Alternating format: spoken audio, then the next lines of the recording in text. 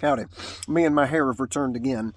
I have been sitting here thinking about the video that I just finished recording about the absurd injuries that I have endured or seen other people have in my life, and I kind of tried to adhere to a rigid timeline in that video, and I think that was a mistake.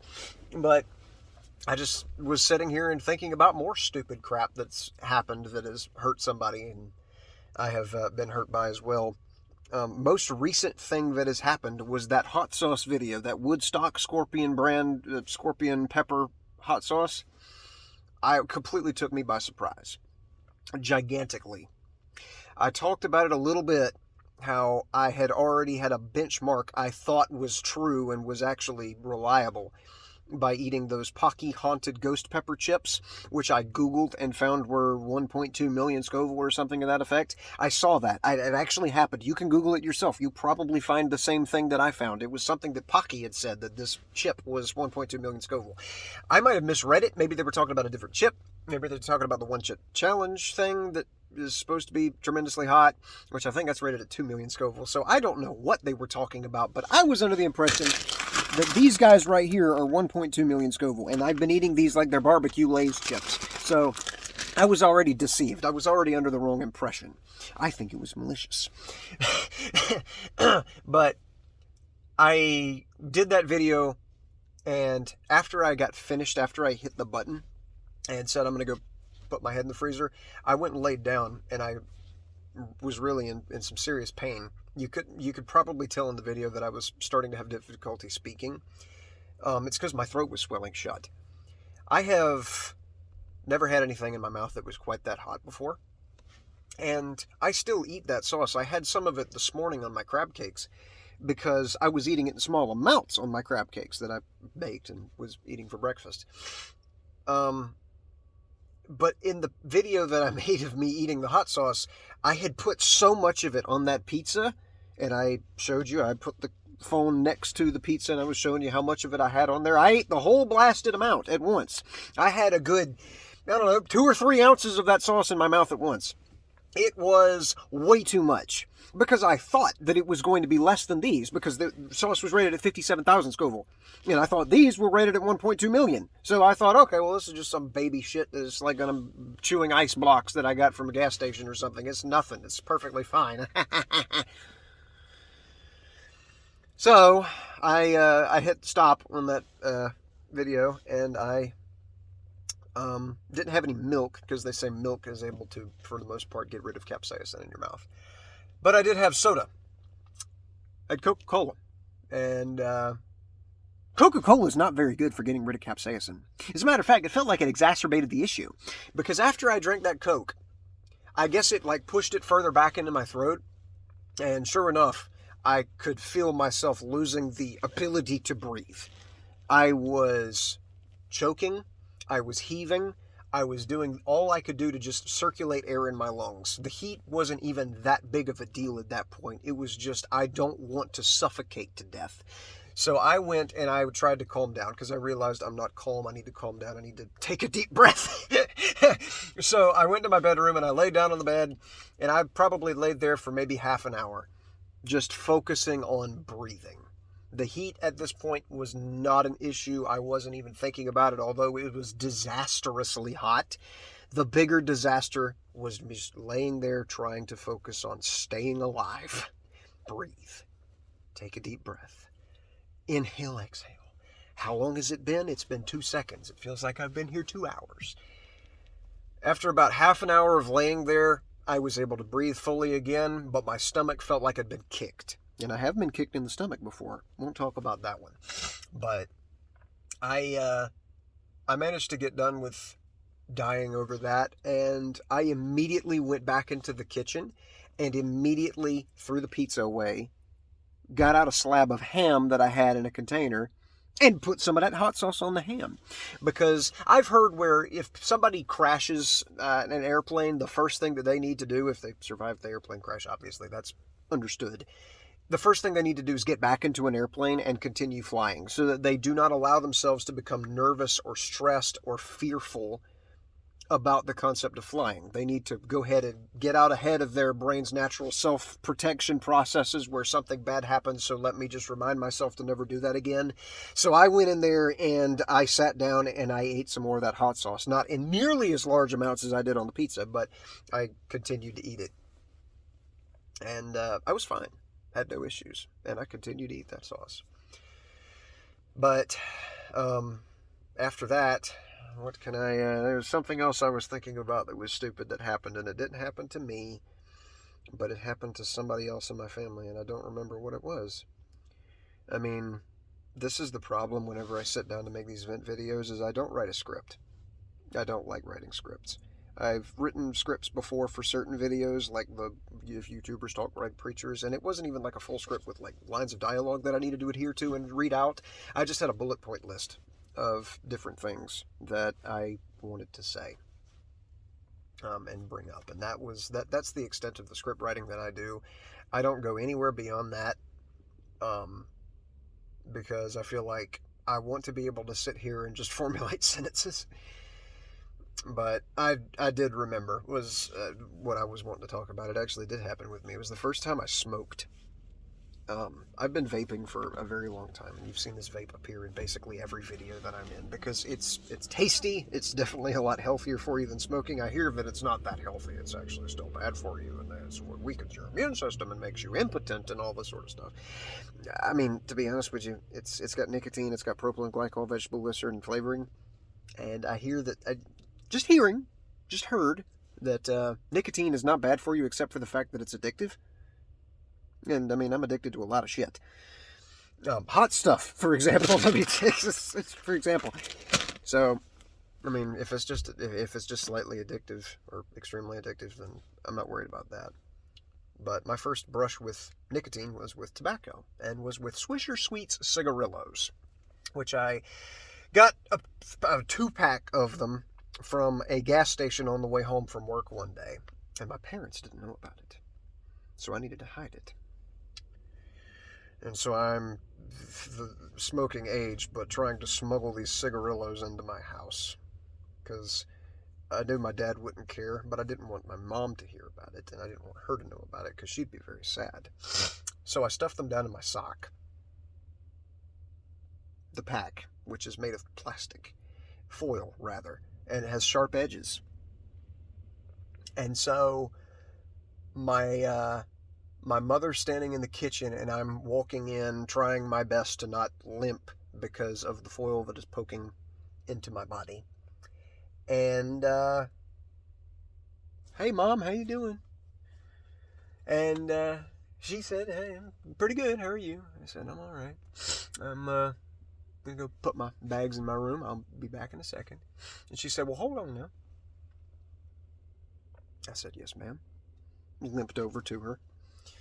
And she said, you have a good day at work? I said, yes, ma'am, I did. A really good day. We got a lot of stuff done. She said, all right, well, before you go back there, could you please take this for me? And she handed me a pot of oil. Oil that she's been cooking things in, and it's still slightly warm. And she said, would you please go dump this in the cornfield? I said, okay, I'll go dump it out. So I hobbled over there to the door. And there's a cornfield next to our house, and we didn't dump anything that was greasy down the drain because that would mess up the septic system. So we dumped anything that was greasy out by the cornfield so that it would seep into the ground and we wouldn't have to worry about it. So I hobbled out there, got about 30 feet from the door and slipped, holding this pot of oil. Slipped because there was dew on the ground. And the fall wasn't what hurt me. Being splashed with oil wasn't what hurt me. It was the fact that that foil envelope that those cigarillos were in stabbed into my ankle so hard that it made me bleed. I had foil jammed into the skin of my ankle. And blood just getting all in my sock. And I got back up. I looked down at the ground. I said, okay, well, the oil's been dumped out. And I limped into the house. I gave Mom the pot. I said, alrighty, I'm going to take my bags back to my room, and I'm also going to take all my clothes off and throw them into the washing machine because the errand to go get rid of the oil didn't quite go as planned. And so she had to go back there with me because she wanted to go ahead and immediately put like some kind of stain remover on my clothes and get those tended to.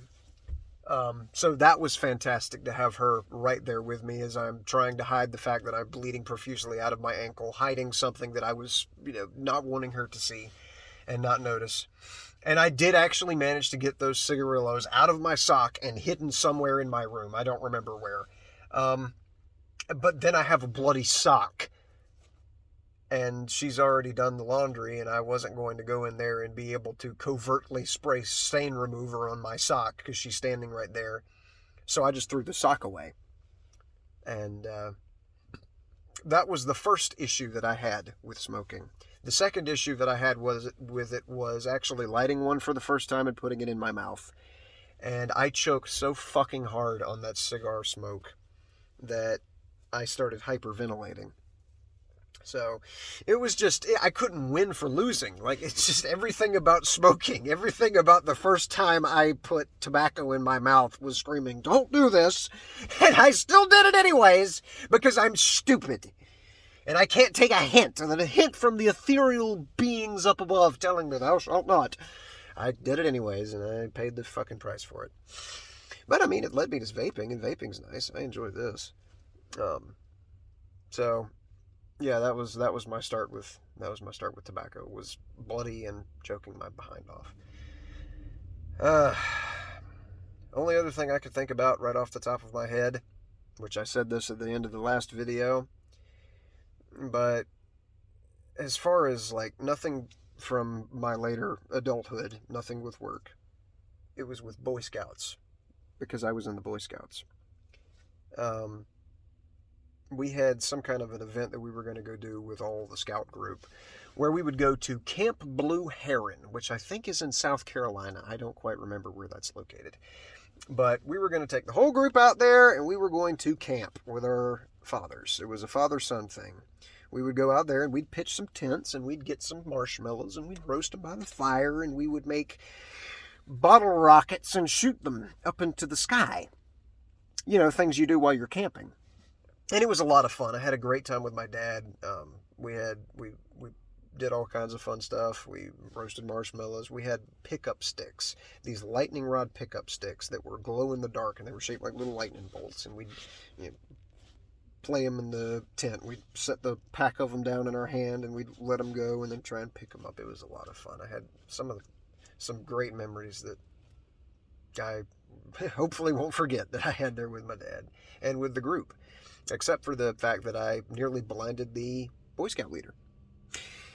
We made our bottle rockets, and they were kind of not even bottles. They're just little cardboard tubes, something that's reliable to make a rocket out of, about that tall. And we put firecrackers in them or something to that effect. I don't know what it was, but I had to make mine look like something out of NASA.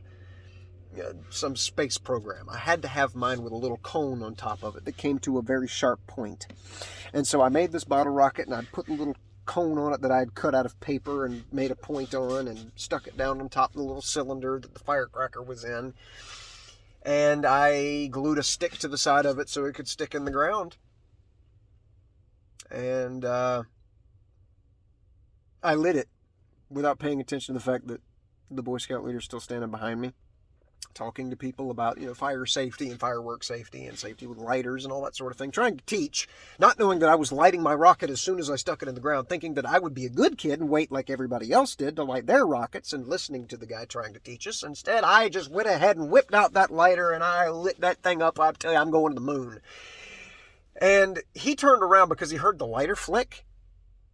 And he was like, "What are you doing?" Wait a minute. We can't start yet. The thing immediately launched right into his left eye. And remember, there's a point on that thing. Closing his eye wouldn't have done a damn thing. And he did, thankfully, but didn't matter. It stabbed right into his eyelid. And I'm actually rubbing my eye for an unrelated reason. It's not because I'm thinking about how much that must have hurt. But I've done so much stupid shit throughout my life that has gotten people hurt. And I feel like such a dumbass sometimes because, you'll sit in your house and you'll be thinking about whatever you did during the day, and then you'll have that one little memory trigger.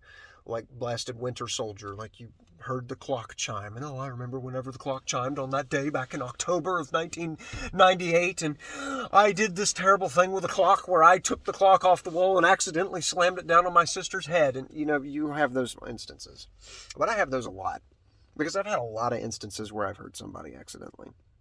And I've never had a single instance where I've hurt somebody intentionally. Don't get the wrong impression by me using the word accidentally in that sentence.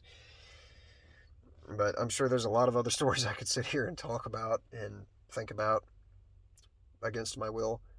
But I do have to go back to work because lunchtime is over now. So thank you for listening to me blabber and have my ridiculous hair. And just remember that accidents cause injuries, and you should avoid accidents. So don't ever do anything fun, because that's the solution. Just be an inert pile of smush sitting in your apartment or your house or your bathtub or wherever you might be living at, and just don't get near anybody, because getting near people can hurt them. At least whenever you're me. Bye.